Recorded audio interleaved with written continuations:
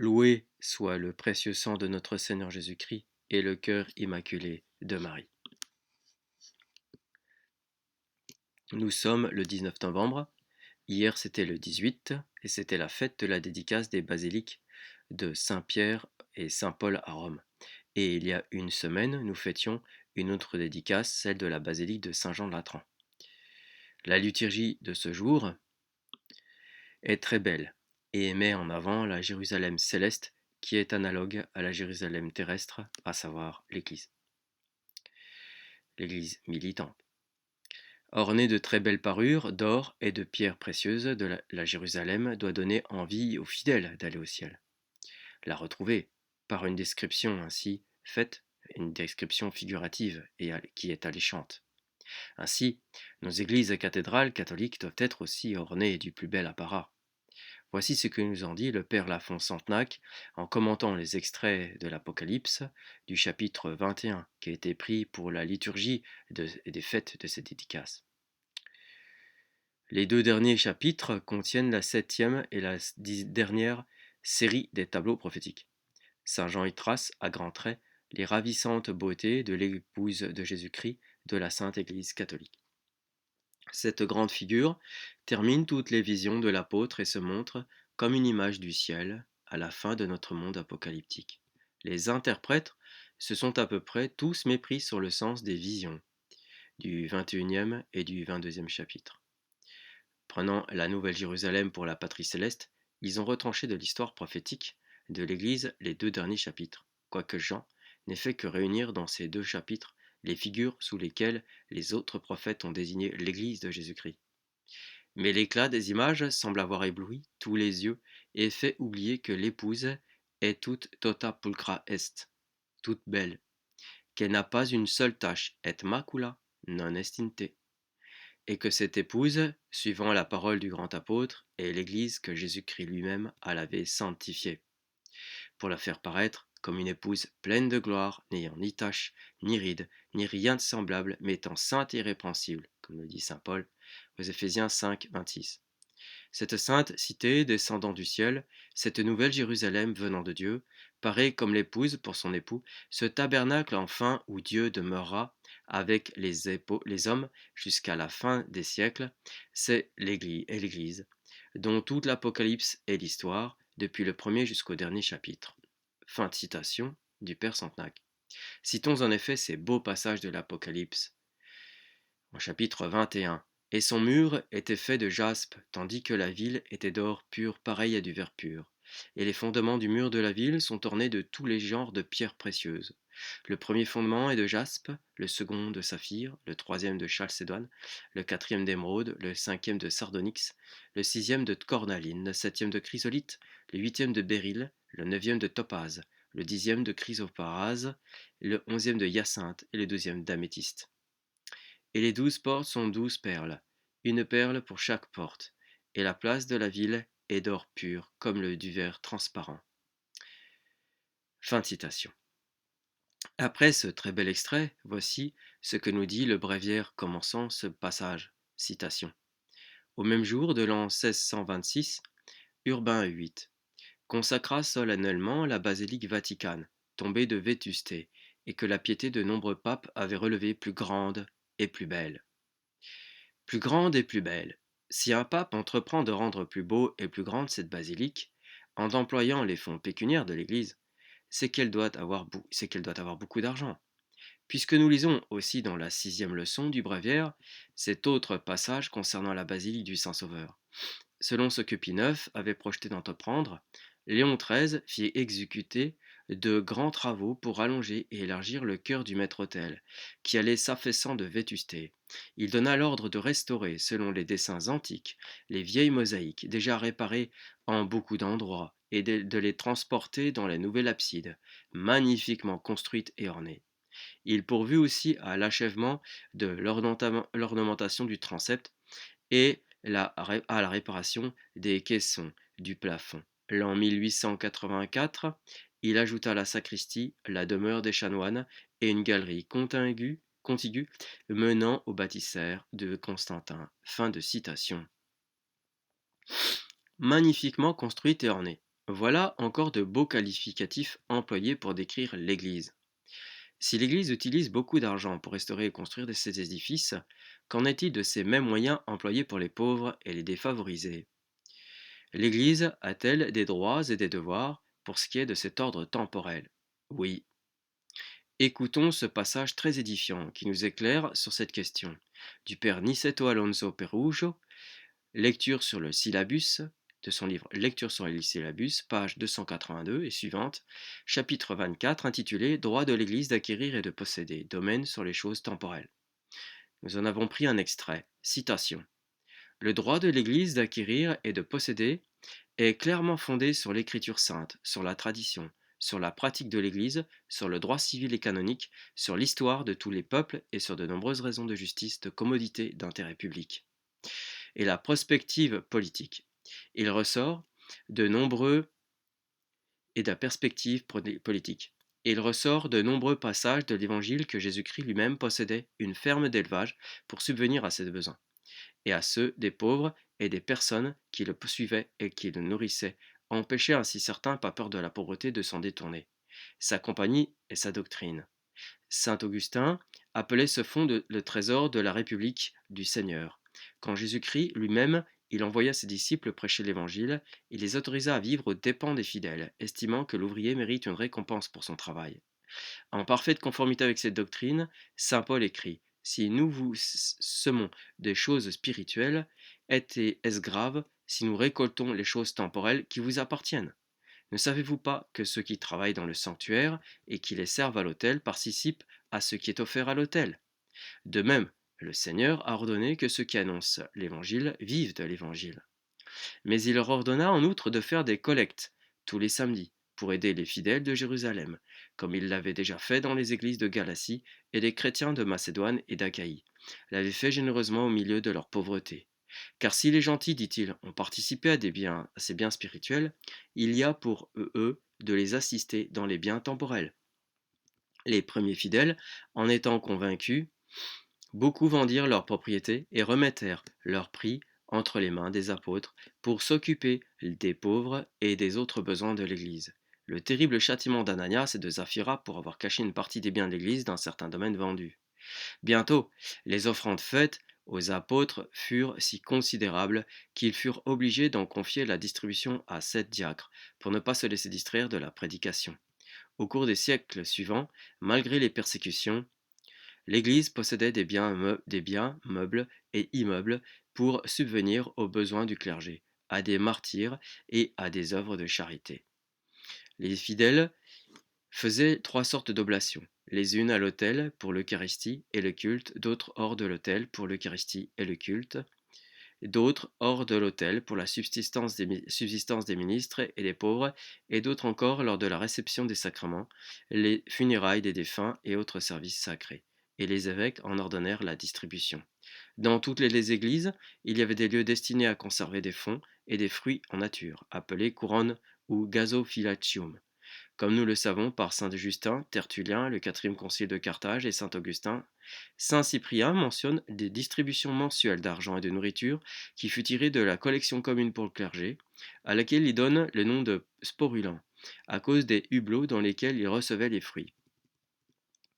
L'administration des biens était dès le début la responsabilité de l'évêque, mais à partir du IVe siècle, il fut confié à un économe, avec cette position exclusive, comme nous le voyons dans le concile de Ganges, et plus tard le concile général de Chalcédoine, qui ordonna que dans toutes les églises, il devait y avoir un tel économiste qui administrerait les biens sous l'inspection de l'évêque. Le deuxième concile de Nicée ordonna que si un évêque négligeait de le nommer, le métropolite ou le patriarche compenserait son manque.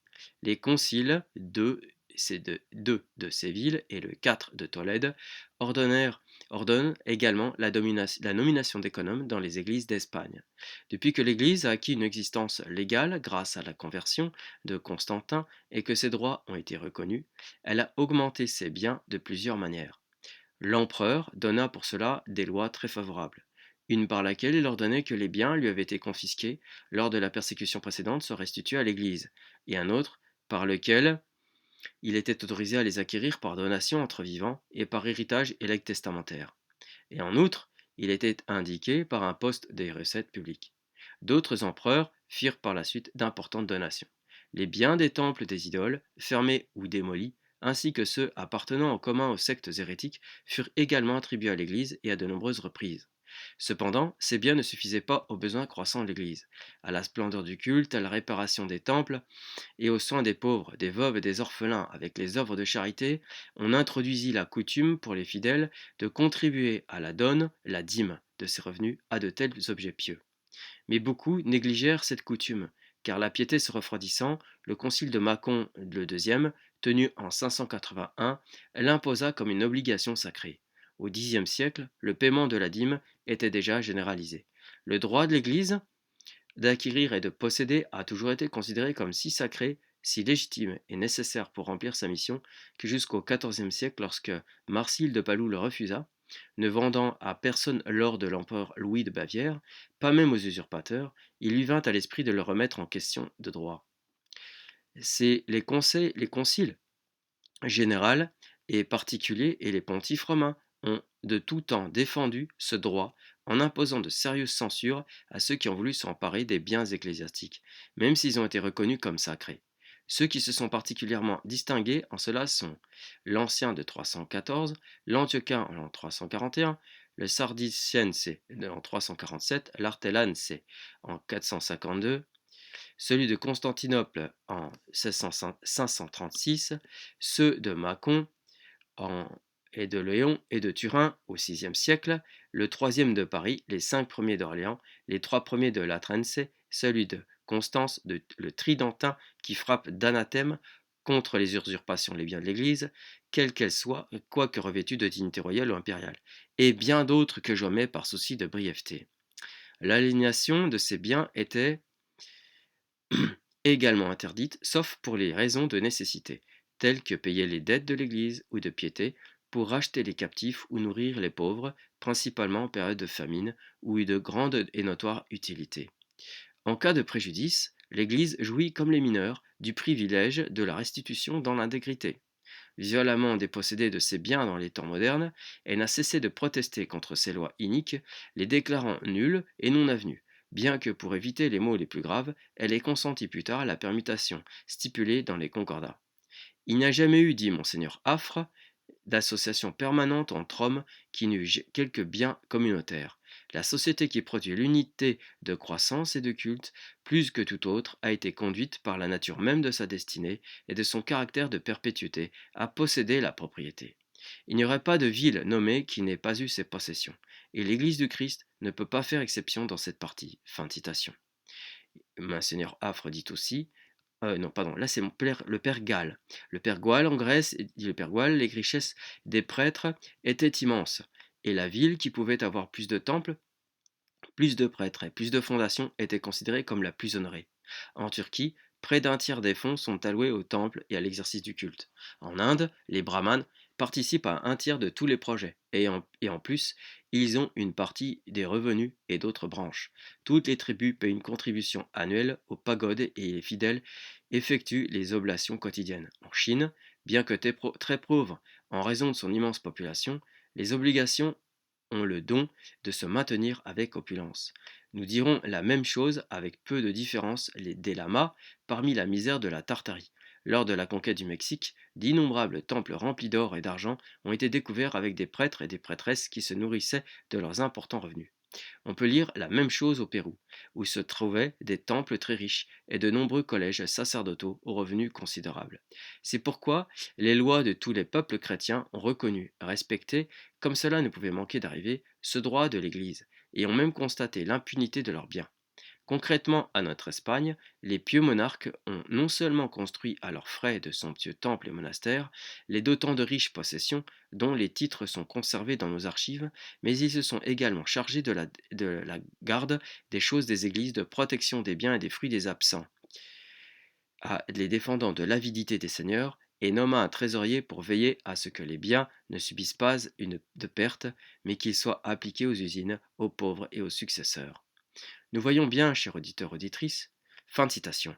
Nous voyons bien, chers auditeurs auditrices, que l'Église n'abuse pas de ses biens et que tout l'argent qu'elle emploie va à des choses pour son fonctionnement, pour le culte et pour le prochain. Comme il a été dit, Jésus et ses apôtres avaient une bourse pour le fonctionnement de leur groupe, ainsi que pour les pauvres.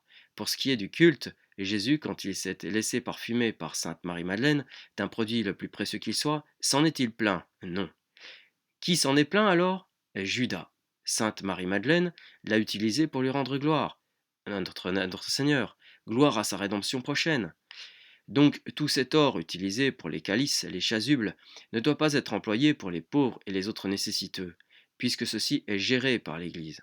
Et de plus, les patènes, en or sur lesquelles reposait le corps du Christ, aurions-nous voulu que l'on utilisât de la terre cuite ou une autre matière sans valeur? Non, évidemment. Aurions-nous voulu que le calice dans lequel le sang précieux était versé lors de la messe soit en terre cuite ou en porcelaine ou en verre ou en plomb ou en zinc? Non, bien sûr. Les chasubles, les chapes, les crucifix en or pour marquer la valeur de ce qu'est le sacerdoce, l'état du ministre de Dieu, le prêtre pour offrir un sacrifice digne à Dieu. Nous opposons-nous de nous opposons-nous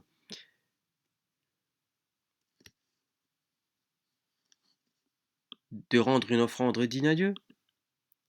Dieu a créé de la matière belle et noble. Pour quel usage doit-il faire autrement que pour lui rendre hommage? Dieu s'est incarné dans le vase le plus pur qui soit. Il y a mis son précieux sang qui s'est mêlé avec le sang de ce précieux vase. Il y a mis sa précieuse chair dans ce vase pur. Et nous opposerions-nous à ce que l'homme utilise des objets en or pour recevoir Dieu? Laissons donc l'Église ce qu'elle a dû gérer, car, que ce soit quant à la délivrance des captifs et de s'occuper des nécessiteux en termes d'alimentation, d'aide sociale, d'instruction, de sauver des âmes, par centaines de mille aux quatre coins du monde, elle l'a toujours fait. Se plaindre d'une pseudo-avarice de l'Église, n'est-ce pas là plutôt un esprit de révolte, qui fait penser aux communistes, ou qui fait penser à Luther, lorsqu'il s'agissait, dans ses thèses hérétiques, qui se plaignait par rapport aux indulgences, ou alors à l'hérésie des Fraticelli, qui voulaient vivre d'une pauvreté extrême, mais en contrepartie vivaient dans la débauche. Donc Dieu, dans son psaume 67, au verset 30-31, dit: Dans votre sanctuaire de Jérusalem, les rois vous offriront des présents. Menacez la bête des roseaux, la troupe des taureaux et les troupeaux des peuples, afin qu'ils se prosternent devant vous avec des pièces d'argent. Fin de citation. Puisque nous sommes dans l'Ancien Testament, Dieu a béni l'arche en or dans laquelle ne renfermait pas le corps du Christ, mais ses 10 commandements marqués de son doigt, certes sur une pierre. Mais l'arche est en or, et avec des anges en or, il a béni cette arche qui protège Israël. Or, il a châtié ceux qui adoraient le veau d'or. Il n'a pas châtié ceux qui avaient l'arche en or. Ainsi, l'or est la matière choisie de Dieu pour l'honorer, le glorifier. Cela, les souverains pontifes l'ont choisi. Aujourd'hui, tous les lieux sont profanés par l'hérésie des sectes diverses. Justement, voici quelques réflexions, chers auditeurs et chères auditrices, et des extraits sur la fréquentation des lieux profanés. En Timothée 1er 3,15, afin que vous sachiez comme vous devez vous conduire dans la maison de Dieu, qui est l'église de Dieu vivant, la colonne et la base de la vérité. Saint Basile le Grand nous dit dans son livre 2 de Baptismaux, chapitre 8, si quelqu'un nous fait cette objection, que signifie donc ce que dit l'apôtre? Je veux que les hommes prient indifféremment en tout lieu. Dans sa première, justement sur la première à Timothée, chapitre 2, verset 8. Le Seigneur lui-même nous ayant donné le droit d'adorer Dieu en tout lieu, quand il a dit c'est ni à Jérusalem, ce n'est ni à Jérusalem, ni sur cette montagne qu'on sera désormais obligé d'adorer Dieu le Père. Saint Jean 4, 21. Nous répondrons que cette expression en tout lieu ne comprend pas les lieux destinés par l'usage aux actes grossiers et profanes, mais que cela veut dire seulement que l'adoration du vrai Dieu, au lieu d'être concentrée dans l'étroite enceinte de Jérusalem, devait désormais s'étendre à tous les pays du monde, et spécialement, comme le fait entendre la prophétie, à tous les lieux proprement destinés pour y offrir des sacrifices, et où désormais serait seule immolée l'adorable victime, car encore bien que le prophète ait dit « Vous serez tous appelés prêtres de Dieu » en Isaïe 61,6, nous ne devons cependant pas tous indistinctement usurper cette fonction, et personne n'a le droit de s'adjuger soi-même un ministre accordé à un autre. Fin de citation de saint Basile. Autre citation, celle de Maître Ollier dans les œuvres complètes, chapitre 6, de l'habit de sous-diacre. C'est, ô mon Seigneur, la pureté de vos saints tabernacles et la sainteté de ces lieux qui, chassant toute l'odeur du péché, nous met dans une jubilation et de corps et d'esprit qui ne se peut comprendre. Canon 1258.1. Il n'est pas permis aux fidèles d'assister activement ou de prendre part, sous quelque forme que ce soit, aux rites sacrés non catholiques. Verrions-nous l'apôtre saint Paul prier dans une église appartenant à l'une de toutes ces sectes qui sont profanées, ces lieux profanés?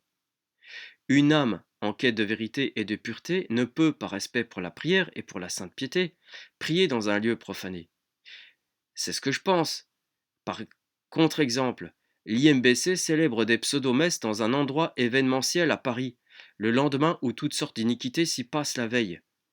Voilà donc ce à quoi on reconnaît que c'est une secte.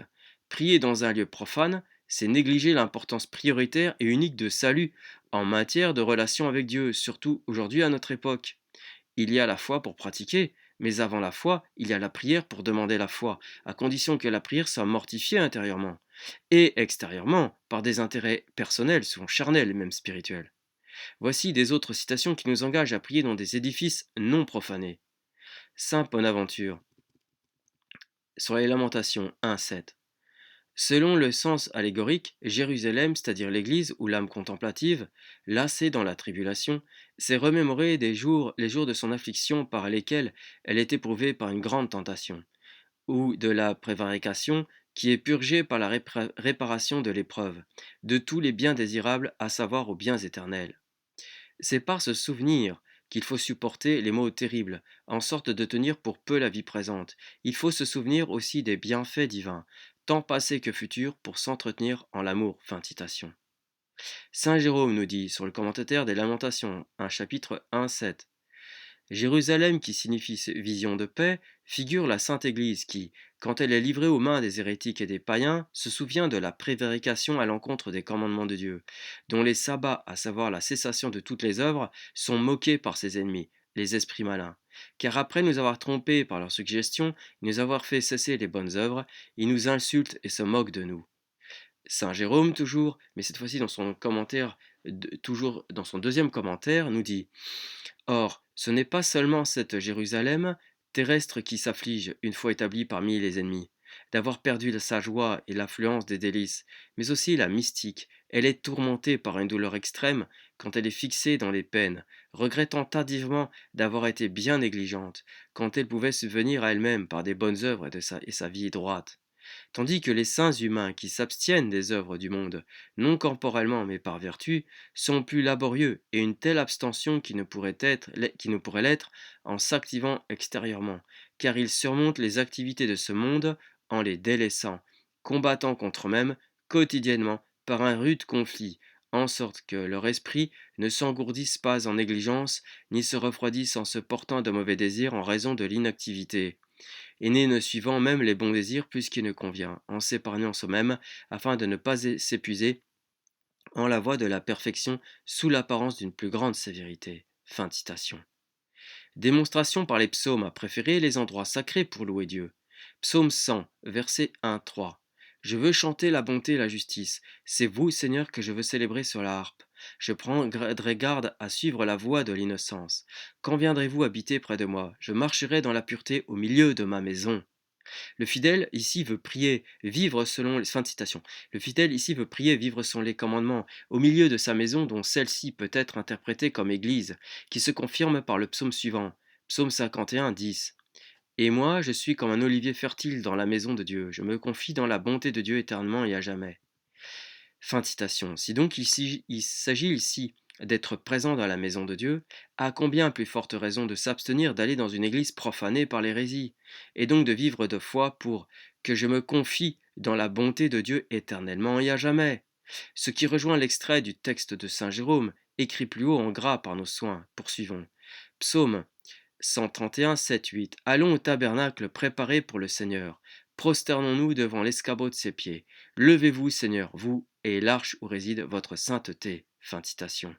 Là où il n'y a pas de tabernacle, puisque, citation, allons au tabernacle préparé pour le Seigneur. Inutile donc d'y aller, puisqu'il n'y a plus la présence réelle dans les tabernacles aujourd'hui, dans ces lieux profanés par les hérésies et les sectes. Et aussi, puisqu'il faut bien se prosterner en présence du Seigneur, Seigneur, vous et l'arche où réside votre sainteté. En effet, comme le confirment les versets 14 à 21 du psaume 134, citation, car le Seigneur fait droit à son peuple, il a compassion de ses serviteurs. Les idoles des nations ne sont que de l'or, de l'argent et de l'or, façonnés par la main des hommes. Elles ont une bouche et ne parlent pas, elles ont des yeux et ne voient pas, elles ont des oreilles et n'entendent pas. Pas même un souffle ne sort de leur bouche, qu'ils ressemblent ce qu'ils leur font, et à tous ceux qui mettent en elles leur confiance. Maison d'Israël, bénissez le Seigneur. Maison d'Aaron, bénissez le Seigneur. Maison de Lévi, les bénissez le Seigneur. Vous tous qui craignez le Seigneur, bénissez le Seigneur. Que de Sion soit béni le Seigneur qui habite Jérusalem. Fin de citation. Jérusalem peut signifier aussi l'âme contemplative, comme nous l'avons vu déjà avec Saint Bonaventure, qui prie donc dans l'église de Dieu et non dans une autre église devenue prostituée par l'hérésie. Les idoles des nations, du latin gentium, initialement dans ce psaume, a été traduit en français nation, peut le traduire aussi par pays, contrée, endroit de la terre, race de peuple selon le Gaffio. Ainsi, comme nous l'exhorte le verset 1 du psaume 150, nous devons louer le Seigneur dans son sanctuaire et dans aucun autre endroit initialement sacré, puis alors profané. Louer Dieu dans son sanctuaire, citation, hein, louez-le dans le séjour de sa puissance. Fin de citation. Et le psautier regorge de versets, exhortant à la louange de Dieu dans le lieu sacré, ce qui nous pousse par prudence et bon sens à ne pas aller dans les lieux profanés pour prier, ni pour le louer, libre au lecteur d'apprécier au passage la richesse des psaumes et ce qu'ils enseignent. Facientum illumina super savantum et doce mystificationes tuas, dit le psaume 118-135. Voici un extrait du sermon 15 des Sermon de Saint-Augustin, leçon 4 du brevet romain pour la fête de Saint-Pierre en Antioche. Il dit: c'est sans donc en toute convenance que le psaume qui vient d'être lu nous dit qu'on l'exalte dans l'assemblée du peuple et qu'on le loue dans la chair des anciens. Béni soit Dieu qui a prescrit d'exalter le bienheureux Pierre apôtre dans l'Église. Il convient en effet d'honorer dans l'Église ce fondement par lequel celle-ci s'élève vers le ciel. Encore Saint Augustin, dans son essai sur le 10 sur Saint Jean, dans le deuxième chapitre 13-25, nous dit: si la maison de Dieu ne doit pas devenir une maison de trafic, doit-elle devenir un lieu d'ivresse? Nous savons entendre les paroles qui peuvent nous guérir, bien que leur fouet tombe à coups redoublés sur le Christ, car c'est sa parole qui est flagellée. Fin de citation. Oui, l'hérésie proclamée en lieu saint le profane. Passons à la considération du lieu profané comme étant une prostituée. L'Église profanée par l'hérésie de ces sectaires qui célèbrent leur idolâtrie. Saint Jérôme sur Matthieu 24,15 nous dit: on peut entendre par abomination de la désolation la perversion de tout le dogme. Lors donc que nous la verrons dans le lieu saint, c'est-à-dire l'Église, et se prétendre Dieu, à cela, fin de citation. À cela s'ajoute aussi que ces faux prélats sectaires proclament leur hérésie aussi dans les églises, c'est-à-dire les bâtiments, et infectent ce qui était sacré, à savoir les lieux et leurs choses, de leur venin. Citation provenant de la bouche des sectaires se rapportant franchement à l'idolâtrie.